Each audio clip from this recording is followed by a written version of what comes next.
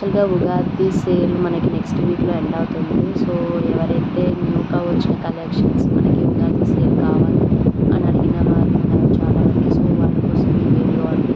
And ఈ వీడియోలో మీకు Ugadi sale collection new arrivals ఉన్నాయి. అవి కూడా మనకి ఉగాది సేల్ అనగా తక్కువ ప్రైస్లో వస్తాయి కదా, అలాగే అన్ని కొత్త కలెక్షన్స్ వచ్చాయి. యాక్చువల్లీ రెగ్యులర్గా అయితే మనకి ఉగాది సేల్ అనగానే మనకు ఓల్డ్ కలెక్షన్ని సేల్ చేయడానికి సేల్ ప్రైస్ అని పెడతారు.